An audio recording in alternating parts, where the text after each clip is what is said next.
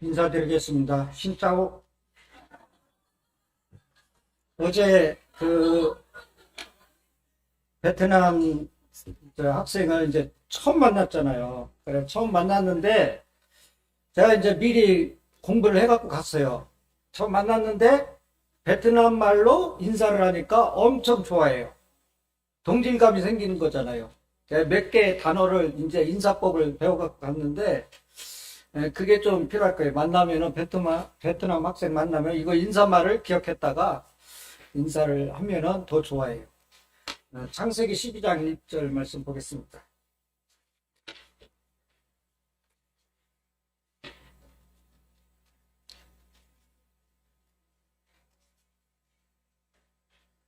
창세기 12장 1절입니다.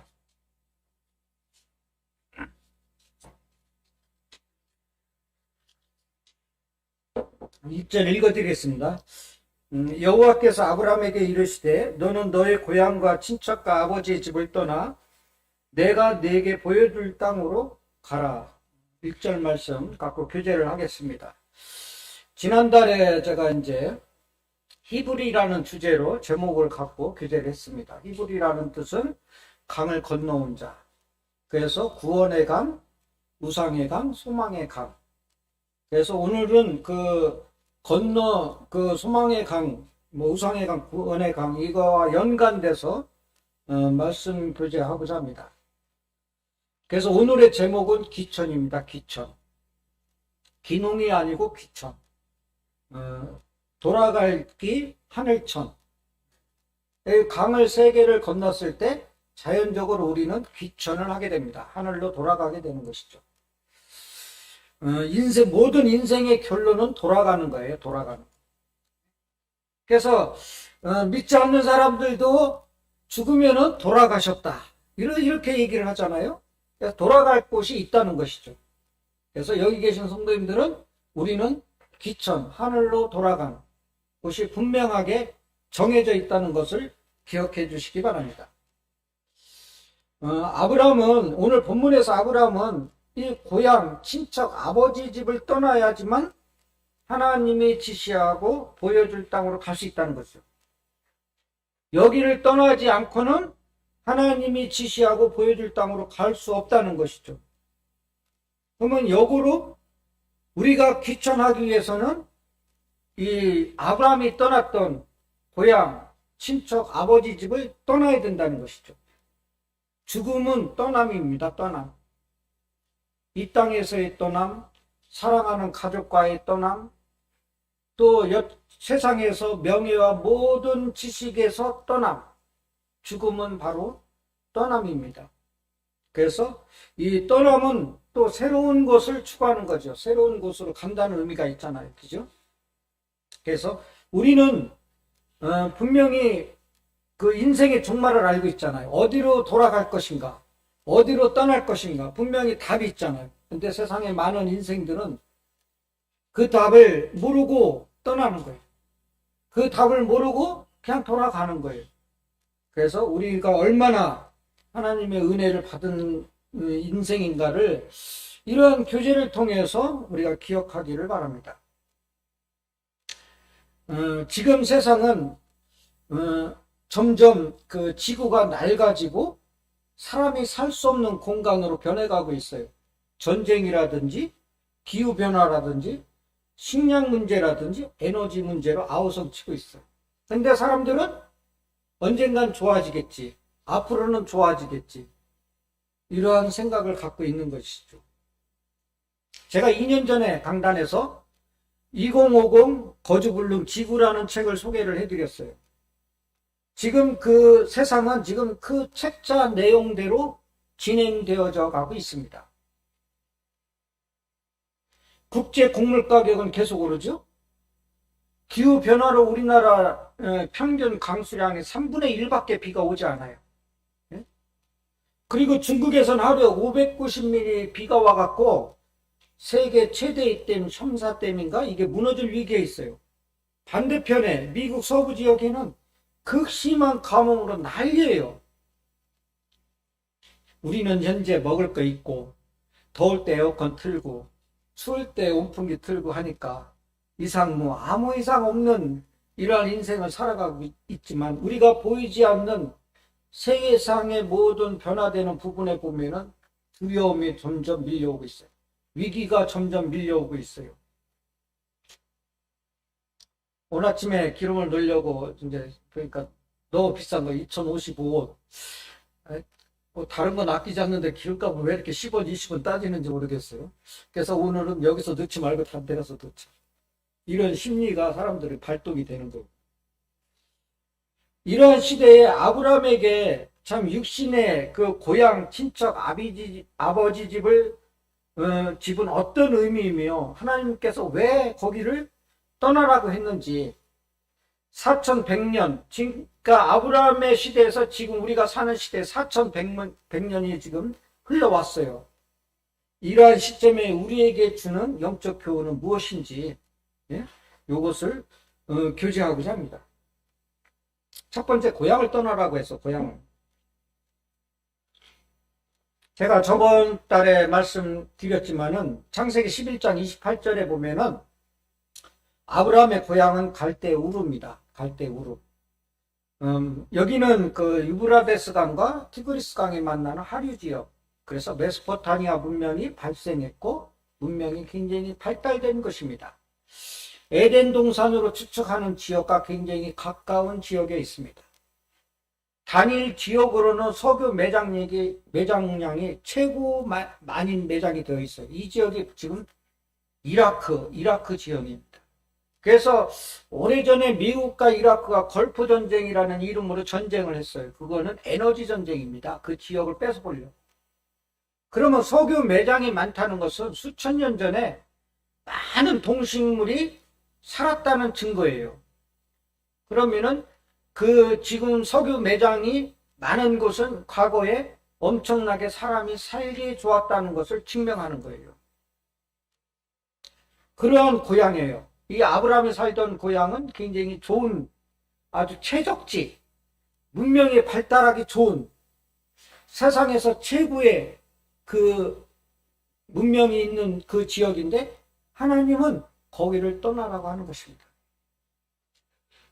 성도님은 궁금하지 않습니까? 왜 거기서는 안 되고 하나님이 지시하는 가나안 땅은 되는가? 이거 우리가 내가 풍족하게 살면서 주님을 더 잘 섬기면은 좋지 않을까? 이거랑 같은 맥락이잖아요. 근데 하나님은 굳이 거기를 떠나라는 거예요. 왜? 인간은 연약하기 때문에 떠나야지만 그 믿음의 씨를 아브라함을 통해서 줄 수 있다는 것이죠. 자, 신명기 11장 11절에서 14절에 보면은 가나안 땅에 대해서 지금 이제 아브라함한테 지시한 땅이 가나안 땅이잖아요. 가나안 땅에 대해서 굉장히 자세하게 설명이 되어 있어요. 그러면 가나안 땅은 산과 골짜기로 땅을 이룬 땅이에요. 그리고 비를 흡수하는 땅이에요. 비가 오면은 저장할 수가 없고 바로 흡수해요. 이른 비와 늦은 비를 적당할 때 내리고 젖과 꿀이 흐르며 연초부터 연말까지 하나님이 시선이 있는 땅으로 소개하고 있어요. 그래서 이 반면 갈대우르는 정말 인간의 하나님의 은혜와 보호가 필요 없이 사람의 능력으로 충분히 살아갈 수 있는 땅. 하나님 없이 살아가는 땅이 이 갈대우르지만 이 가나안 땅은 하나님만 바라봐야 되는 땅이에요. 하나님만 의지해야 되는, 하나님의 은혜를 바라보는 땅으로 지금 아브라함을 불러내는 거예요. 그 좋은 땅을 버리고 그 고향을 떠나서 굉장히 중요한 의미가 있습니다. 세상이 우리가 아무리 살기 좋아도 내가 돈이 많고 풍족할지라도 우리가 영원히 이 땅에서 살 수 없습니다. 영원히 이 땅에서 산다는 것은 주님을 부인하는 거고 하나님의 은혜를 거부하는 것입니다. 그렇기 때문에 이 아브라함은 그 살기 좋은 것을 떠나서 하나님의 은혜의 땅으로 오기 위해서는 그 살기 좋은 고향을 버릴 수밖에, 떠날 수밖에 없다는 것을 증명하는 것입니다. 역으로 아브라함이 하나님이 지시한 땅을 거부하고 계속해서 갈대우르 살기 좋은 땅에 살고 있다면은 우리가 하나님이 천국으로 부를 때 그걸 거부하고 이 땅에 사는 것과 같은 맥락이라고 생각이 됩니다. 그래서 고향을 떠나야지만 아브라함이 가나안 땅에 올 수 있듯이 우리도 이 세상에 아무리 살기 좋아도 이 세상을 떠나야지만 하늘로 귀천할 수 있다는 것을 기억해 주시기 바랍니다. 자신의 의지대로 자신의 힘으로 살아왔던 것을 떠나서 이제 하나님의 은혜로 하나님을 의지하여 살아가야 할 것을 하나님께서 지금 아브라함에게 메시지를 보여주는 것입니다. 사랑하는 형제 자매님들, 우리 역시 하나님께서 부르시는 날 우리가 살기 좋은 곳을 여기며 우리를 스스로 의지하며 살아가는 이 세상, 이 고향을 우리는 떠나서 귀천하게 될 것입니다. 내가 수십억 재산이 있고 최고의 고급 승용차를 몰고 다니고 아주 넓은 아파트에서 최고가의 아파트에서 산다 할지라도 하나님이 부르시는 날 우리는 이곳을 떠나서 귀천하는 것입니다. 하나님께 품으로 가게 되는 것입니다. 히브리서 11장 16절 말씀처럼 믿음의 선진들이 하늘에 있는 더 나은 본향을 사모하였듯이 성도님들께서 하늘에 있는 더 나은 본향을 사모하기 위해서는 언젠가는 이 고향을, 이 세상을 떠날 것입니다. 떠나야 될 것입니다. 자, 세상에 믿지 않는 사람들도 죽으면은 주머니 없는 삼배옷 한 벌 입고 가게 되는 것이죠. 떠날 수밖에 없는 것이잖아요. 그렇기 때문에 우리가 이 아브라함에게 고향을 떠나라고 한 하나님의 그 메시지는 우리도 언젠가는 귀천하는 날 우리가 아무리 살기 좋게 여겼던 이 세상 땅을 떠나야지만 귀천할 수 있다는 것을 기억해 주시기 바랍니다. 두 번째는 친척을 떠나라고 한 거예요. 친척을. 이 고대 시대, 아브라함 시대 때는 친척은 힘을 상징합니다.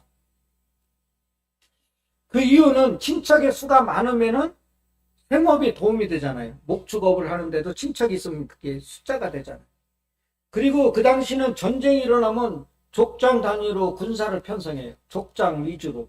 그러면은 친척이 많을수록 군사 숫자가 많아서 전쟁을 해도 이길 수 있는 힘이 되는 거예요.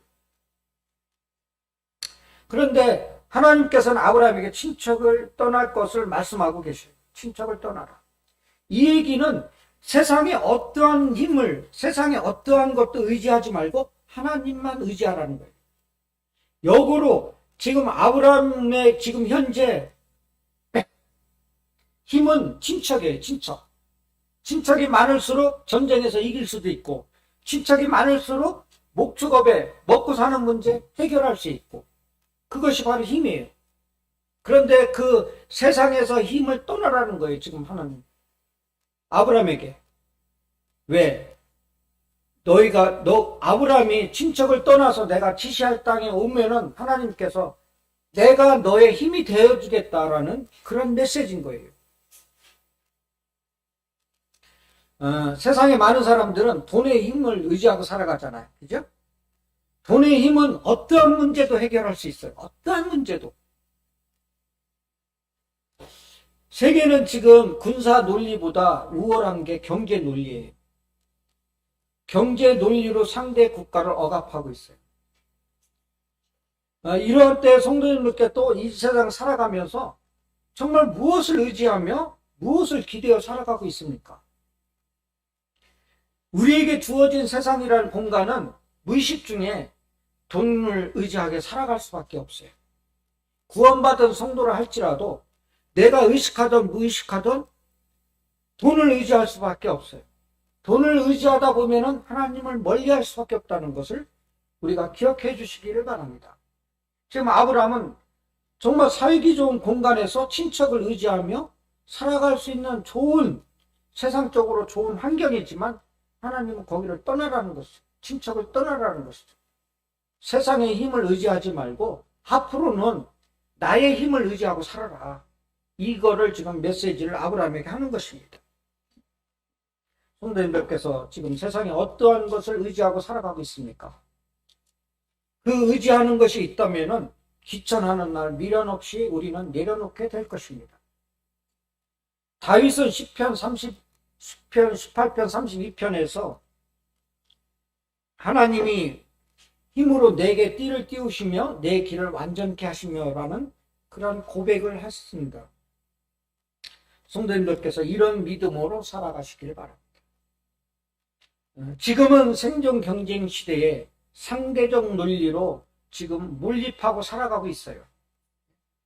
상대방이 더 많은 물질을 가졌으면 나도 거기에 지지 않고 거기에 상대성 논리에 의해서 나도 더 먹고 살기 충분한 것을 소유하고 있고 주님 오실 날까지 편하게 살 수 있는 물질이 있는데도 불구하고 상대방이 더 잘 살으니까 나도 거기에 몰입되어서 정말 거기에 의지하고 그게 힘으로 생각하고 많은 사람들이 지금 살아가고 있다는 사실이에요. 그렇지만 이 다윗은 하나님의 힘으로 내게 띠를 띄웠다고 생각하고 있는 거예요. 우리는 돈으로, 명예로, 권력으로 우리가 띠를 띄우고 사는 것이 아니라 우리는 하나님의 힘으로 띠를 띄고 살아갈 수밖에 없는 존재라는 것이죠. 구원받았다면. 또 시편 18편 1절에 보면은 다윗이 이런 고백을 했어요. 나의 힘이 되신 여호와여, 내가 주를 사랑하나이다. 다윗은 이스라엘 역사에서 최고 많은 영토를 확장했고 엄청난 권력을 가졌고 그러한 왕으로서 최고의 왕을 살아왔던 다윗이 나의 힘이 되신 여호와라고 이렇게 고백하고 있어요. 성도님들의 삶 가운데 이 다윗의 고백이 있기를 바랍니다. 우리는 풍족한 물질로 살아갈 수 있어요. 하나님이 주신 물질로 풍족을 누리며 살아갈 수 있습니다. 그렇지만 그 물질이 내 힘이 된다는 고백보다 하나님이 나의 힘이 된다는 이러한 고백으로 살아가시기를 바랍니다. 또 이 세 번째, 아버지 집을 떠나라는 거예요. 아버지 집을. 고향을 떠나고 친척을 떠나고 아버지 집을. 이 아브라함의 그 아버지는 그 갈대 우르에서 하란 쪽으로 올라와서 거기서 이제 죽었어요. 그런데 아버지 집을 떠나라고 하는 거예요. 아버지 집을. 이건 하나님의 뭔가 의도적인 게 있는 것 같은 생각이 자꾸 들더라고요. 아버지 집은, 그러니까 가정은, 세상적으로 가정은 위로가 있고 안식이 있고 용서가 있고 사랑이 있잖아요. 평화가 있고. 우리가 가족의 의미가 뭐예요? 세상에서 내 가족을 아무리 폄하하고 나쁘게 여기도 내 가족은 용서가 되고 이해가 되고 사랑의 대상이 되잖아요. 그런데 그러한 가족, 아버지 집을 이 하나님은 아브라함에게 떠나라는 거예요. 그리고 아버지 집은 아버지 것을 상속받을 수 있는 권리가 있잖아요. 그죠? 아버지 것을, 내가 아버지 집에 산다는 것은 내가 아버지 것을 상속받을 수 있는 권리가 주어진다는 거죠. 그런데 세상 속의 아버지 집의 안식과 상속은 결코 영원할 수가 없습니다. 아브라함이 그 아버지 집을, 육신의 아버지 집을 떠나지 않고 거기 살았다면은 그것은 결코 영원하지 않다는 것이죠. 세상에 아무리 아버지가 많은 물질이 있고 명예가 있고 충분한 안식이 있고 상속권이 보장됐더라도 그 세상의 아버지 집은 결코 영원할 수 없다는 것이죠. 그 이유는 내가 죽으면 끝나잖아요. 내가 죽으면 어떻게 할 수가 없잖아요. 그래서 이 아버지 집을 떠나라는 것은 영원한 아버지 집을 네가 살기 위해서는 육신의 아버지 집을 떠날 수밖에 없다. 육신의 아버지의 상속권보다는 나의 영원한 상속권이 훨씬 더 중요하다. 아브라함에게 지금 이것을 메시지를 주고 있어요. 로마서 8장 15절 말씀에 보면은 양자의 영을 받았으므로 아바 아버지라 부르짖느니라. 이 말씀이 있거든요. 이 말씀처럼 하나님을 아버지로 부르며 우리는 아버지를 부른다는 것은 하나님의 영원한 상속자라는 것을 증명하면서 살아가는 거예요. 그래서 하나님 아버지 이렇게 부르는 거예요. 나는 하나님의 영원한 상속자이다. 이것을 고백하기 위해서 하나님 아버지 이렇게 우리는 고백하면서 살아가는 거예요. 베드로전서 1장 17절에 보면은 너희가 아버지라 부른즉, 이제 하나님을 아버지라 부른즉 나그네로 있을 때, 이 세상에 있을 때 두려움으로 지내라. 이 얘기는 뭐냐면은 우리가 믿음이 아무리 훌륭하도 이 나그네로 지내면서 하나님을 멀리할 수 있다는 거고, 하나님의 그 아버지라고 불렀지만 아버지로 대접하지 않고 내 주관대로 살아갈, 그것을 경계하고 두려운 마음으로 살아라. 이 말씀을 지금 베드로전서 1장 17절 말씀에 기록하고 있습니다.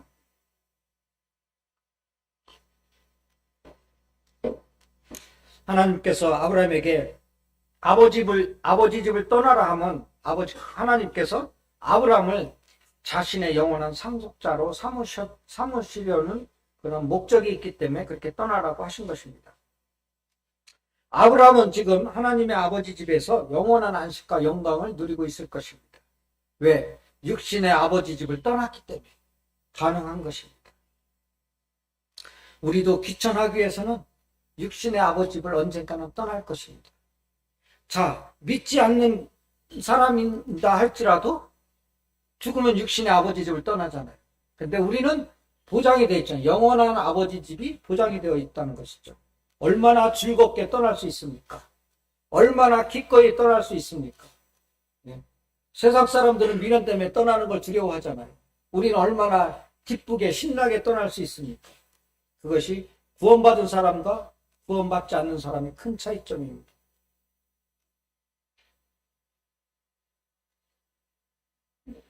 우리는 요한복음 14장 2절에 보면은 영원한 아버지 집은 이 말씀을 꼭 기억해 주시기 바랍니다.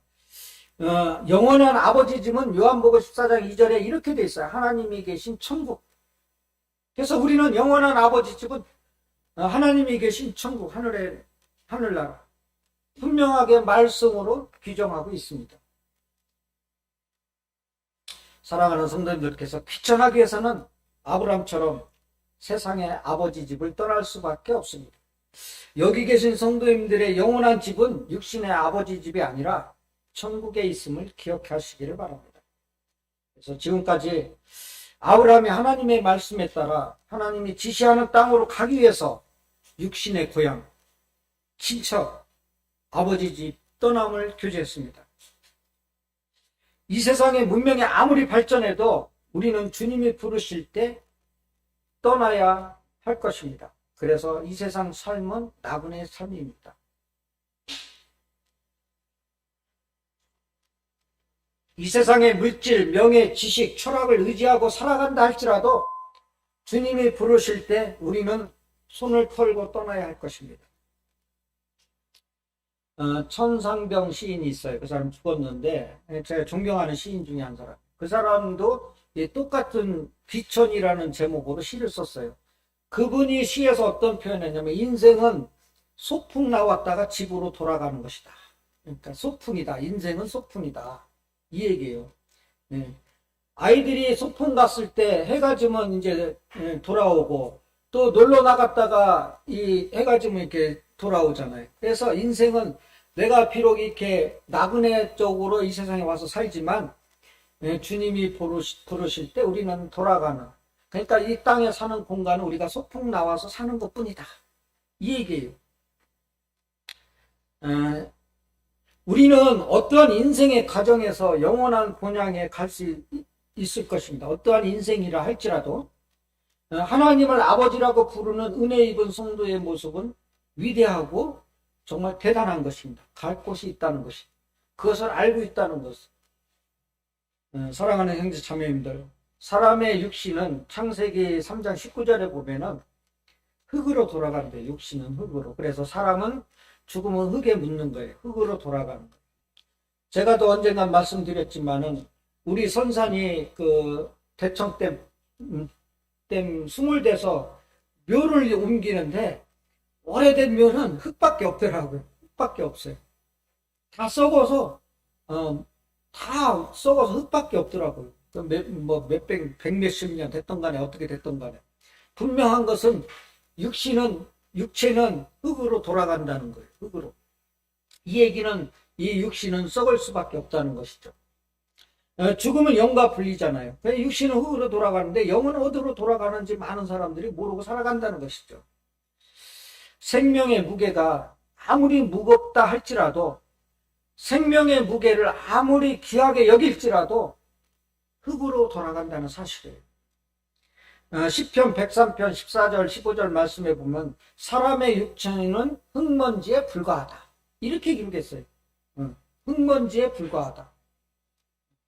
내가 어떠한 명예가 있고 부귀영화를 누리며 이 세상에서 풍족하게 남한테 아쉬운 소리 안 하고, 남한테 충분히 베풀고, 남한테 다른 사람에게 존경받고 위대한 삶을 살았다 할지라도 그 사람의 육체는 흙으로 돌아간다는 것입니다.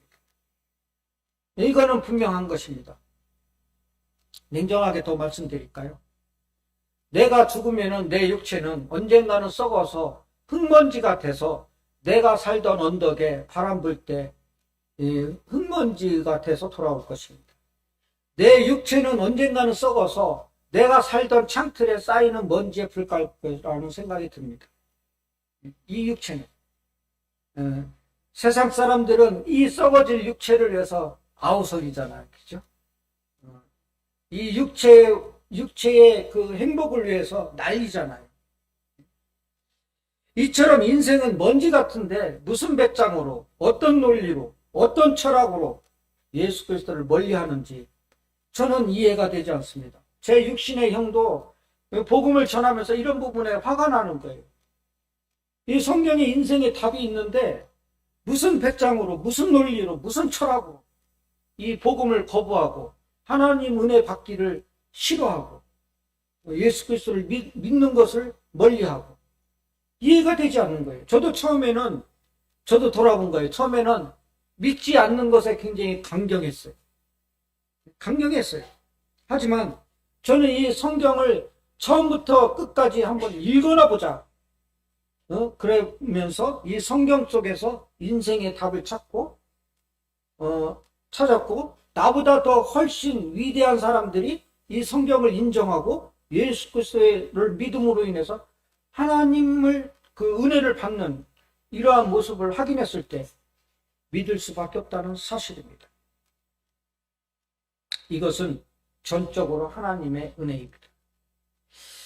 사랑하는 형제 자매입니다. 세상은 지금 흙으로 돌아갈 육신을 위해서 아우성입니다. 살아남기 위해서 발버둥 치고 있습니다. 상대성 논리에 몰입되어서 자신이 서서히 죽어가는 것도 모르고 살아가고 있는 것입니다. 어저께 우리 자매가 내가 이제 이 팔을 이쪽에 조금 이렇게 자꾸 쓰다 보니까 여기가 아프고 뜨끔뜨끔하게 아파요.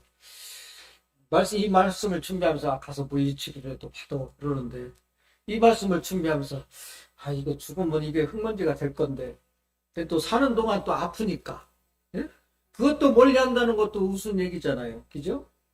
예? 그게 이단이에요. 또 그대로 저기 한다는 게, 그 육신을 혹사시키는 것도 이단이에요. 하나님이 주신 생명인데 이 땅에 사는 동안 또 내 육신을 관리하면서, 그렇지만 우리 마음만큼은 여기에 있는 것이 아니라 하늘에 있는 것을 기억해 주시기 바랍니다. 지금 세상은 상대성 논리에 몰입되어서 정말 자신이 영적으로 서서히 죽어가는 것을 모르고 살아가고 있어요.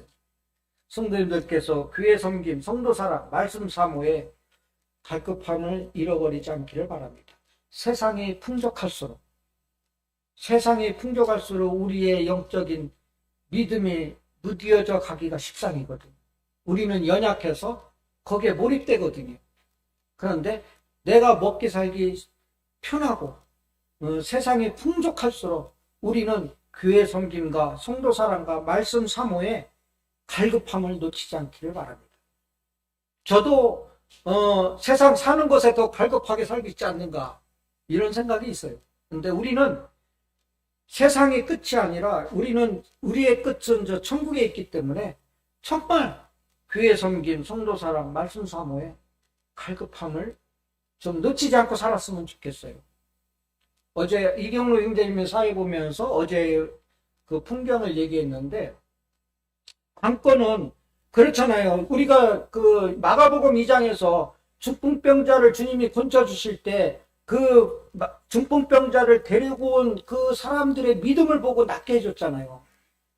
그거면 우리가 시간 있을 때 함께 동역해서 우리의 믿음을 통해서 그들이 교회 안으로 주님 안으로 오게끔 해야 된다는 것이죠. 그러려면은 그들한테 함께 해야 된다는 것이죠. 절대 성경 말씀이 이러니까 그 예수님 믿어야 돼. 물론 그렇게 해서 온 확률이 높죠. 그렇지만 와서 실망해서 돌아가는 분들도 있어요. 우리의 믿음을 보고.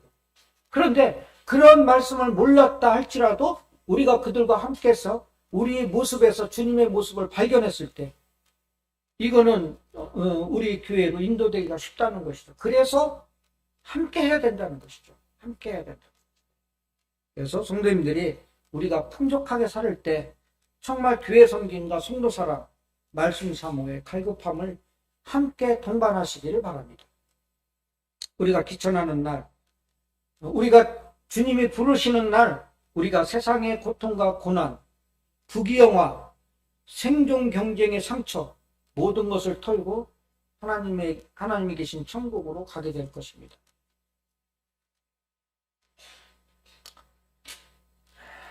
어느 시인이 인생은 소풍 나온 것으로 표현한 것처럼 짧은 인생길에서 주님을 영접하며 귀천을 기다리는 성도님들의 생애가 얼마나 소중한 인생인지 다시 한번 기억하시기를 바랍니다.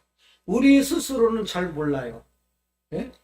그런데 이 세상 돌아가는 모습과 성경 말씀을 대비시켰을 때 정말 구원받은 성도, 구원받은 생애가 얼마나 소중하고 얼마나 위대하고 얼마나 소중한 선택을 해서 이 자리에 있는가를 알게 될 것입니다. 이것을 성도님들이 체험하시길 바랍니다. 세상의 어떠한 부귀영화, 우리가 살아가면서 얻는 고통과 고난, 생존 경쟁의 상처, 그것은 우리가 하나님 나라에 가져갈 것이 아니라 하나님이 부르실 때 귀천하는 날 우리는 손을 털고 가게 될 것입니다. 그날을 대망하며 소망을 두고 성도님들이 살아가시길 바랍니다. 사랑하는 성도님들께서 귀천하는 그날을 대망하며 믿음의 끈을 놓지 않기를 바랍니다. 어지러운 세상에서 비록 어지러운 세상에 비록 발을 디디고 살아가지만 하늘의 영광만을 바라보고 살아가시기를 바랍니다. 비록 육신은 힘듦과 죄가 넘치는 이 땅에 살고 있지만 우리의 마음은 영원한 천국에 두시기를 바랍니다. 이 육신이 땅에 있다고 해서 이 세상에 살아가는 것에 대해서 우리가 동화되어서 귀천하는 것을 잊어버리고 망각하고 살아가서는 안 될 것입니다. 우리는 언젠가는 귀천하게 될 것입니다. 마지막 말씀 골로새서 3장 말씀 보겠습니다. 골로새서 3장입니다.